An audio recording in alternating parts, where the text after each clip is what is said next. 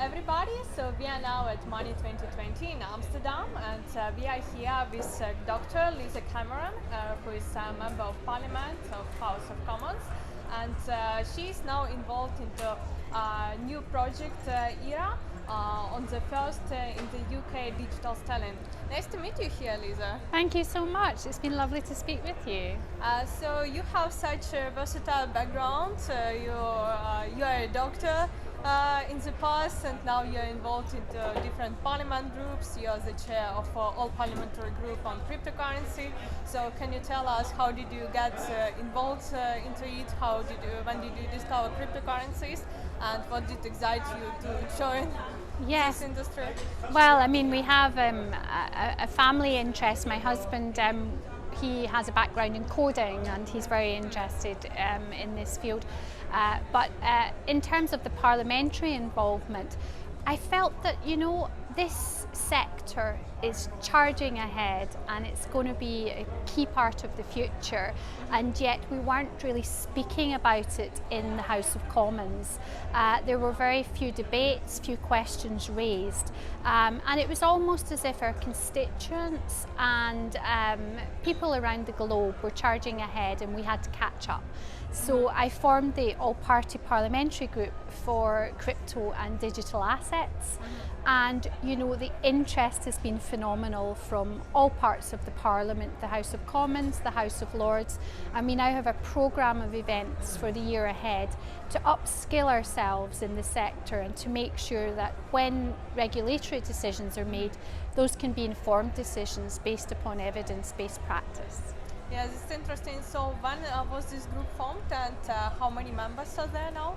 Yes, well, there's upwards of 10 members now. The group only formed a few months ago, and since that time we have been over to Crypto Valley in Switzerland, and we've been learning from areas of best practice regarding their legislators' journey and how they have been educating themselves in the sector and how they have been taking forward the new technology and innovation of the future to make sure that new generations can be upskilled and we can target and link with our fantastic research and university developments across the UK and collaborate beyond, and that we also want to make sure that we have a correct framework in place to maintain clarity and regulation that's proportionate, and that in the Parliament, when we're discussing these issues, we're discussing them from a basis where challenges can be discussed openly and worked through, and opportunities such as innovation and research and digital inclusion for the future can really be harnessed. And what are the issues now on the agenda of your parliamentary group? Yes, so the programme ahead is one about educating members of the Parliament and members of the House of Lords. In the finance sector we found that you have pretty much your own language in a sense. So we're learning about the differences between stable coins, cryptocurrencies, central bank digital currency, what the challenges are, what the concerns are in terms of consumer protection, but also what the wonderful opportunities can be. And our job really is to make sure that many parliamentarians engage, raise questions in Parliament, challenge government to take forward this progressive agenda so that the UK can stay at the helm of fintech of the future. And are you in talks with any stablecoin issues to take the experience for the building of central bank digital currency?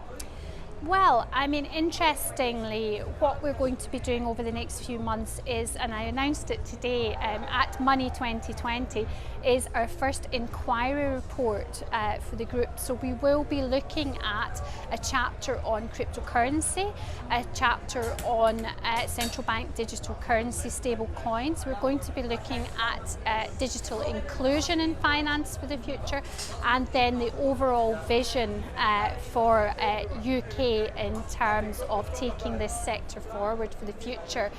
So we have been involved in discussions with new projects and stablecoins, CBDCs, new project ERA we heard from today, and I just think it's such a very exciting time, and we want to really be at the forefront of it and collaborate with those who are. For the UK's retail CBDC environment, we expect the pilot to run for about 18 to 24 months starting September. So this space will be pretty interesting to watch for. It'll be a complex, challenging journey, but one we're all very excited about, and we'll talk about it more over the next few minutes. I just want to end with a very short demo of the sorts of use cases that the retail CBDC pilot will look to address over the next few months.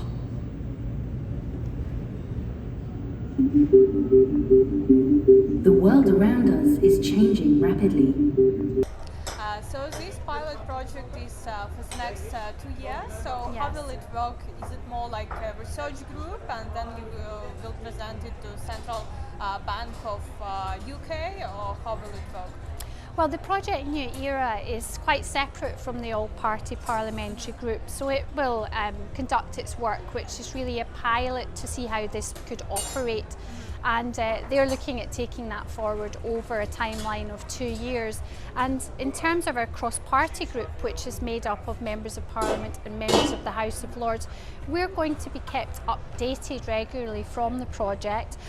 But we're also very, very interested to hear right from across the whole sector as to what's happening, and making sure that we understand the scope of this new, I would say, industrial revolution, but I think it's even broader than that, because I hear it's not just really about finance, but this is going to be changes to our day-to-day living in terms of arts, culture, retail, much broader than industry in terms of that itself. So I think it has the scope to change our whole way of life, and Parliament has to be at the helm of that, because we have to know how best to progress and how to protect consumers alongside that. I mean, I was just going to quickly add to that those are exactly the issues that the inquiry report that the all-party parliamentary group will be addressing. We need to look at how this will work in a combined way moving forward. I think, you know, this has already happened, so we're upscaling MPs, we're upscaling peers to look at this new emerging sector, because we can't put it back in the box. People are already using it. My constituents are actually further ahead than I am. Yep. So part of it is educating ourselves in the Parliament, working with the sector and bringing it together in an inquiry report with recommendations to government going forward. That's exactly what the task force is all about. Do you want to have a final point? Maybe. So what benefits of central bank digital currencies do you see? Well, we've had good discussions today, and part of my job as chair of the group is to find out, you know, the potential benefits and also to offset those and work through the challenges.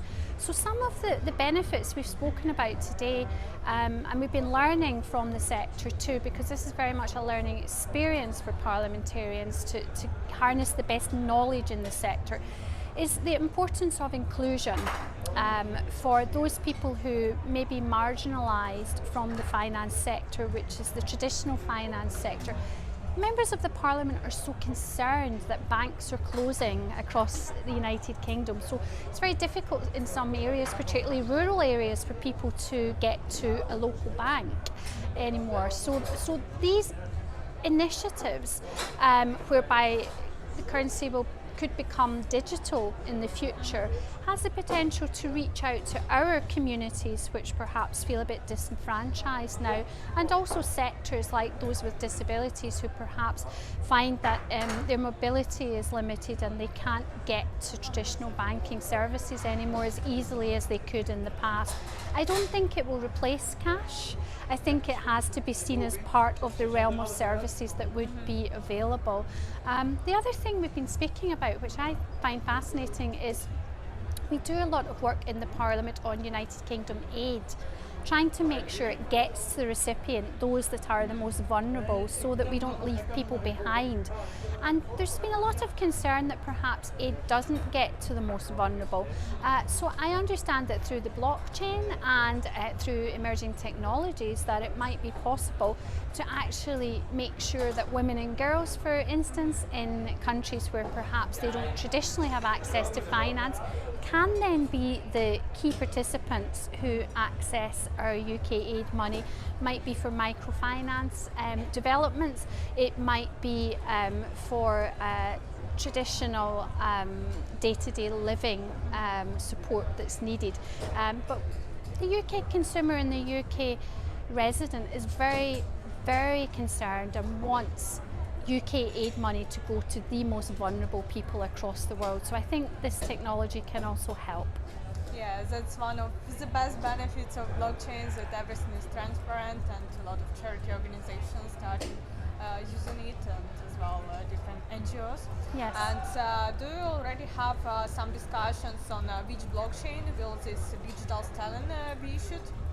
No, I mean the Bank of England and government will be looking at those issues just now, but the all-party group and the inquiry that we're taking forward is really to engage parliamentarians, to bring us into the discussion, to make sure we have the educational basis to ask the correct questions in Parliament to protect consumers, but also to seize the opportunity. So I don't think we're at that stage yet, but we certainly hope to be part of the process.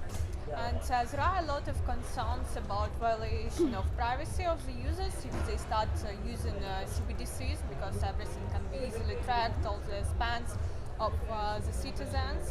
So how are you going to solve this issue? Yes, I mean, I don't think that's something that I'm going to be able to solve as a parliamentarian, but certainly we do want industry experts to come on board to look at those very crucial issues. And part of our sessions in the Parliament will be to look at that.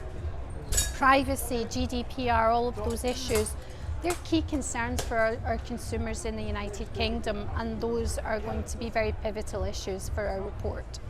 And how do you overall assess the state of the crypto regulations in the UK?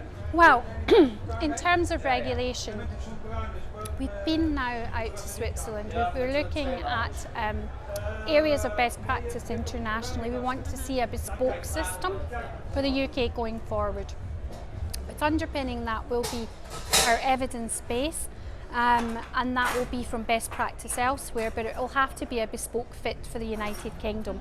So government's taking this forward on what was called the crypto sprint recently, and we do want it to be a sprint because we don't want to be left behind, but we also want to be cautious and to make sure that we have the best information possible, that we have all of the meetings in the Parliament with the key players we need to have there to learn and to make informed decisions about regulation going forward, because this will be debated time and time again in Parliament, and we want to get it right.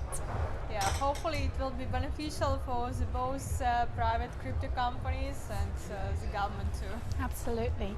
I think mutual benefit will be very important, and the consumer has to be at the key in terms of, you know, protecting their interests, but also giving them the opportunities of the future that the technology brings. Yeah, that's one of the main things. Thank you for such interesting conversation. Thank you so much.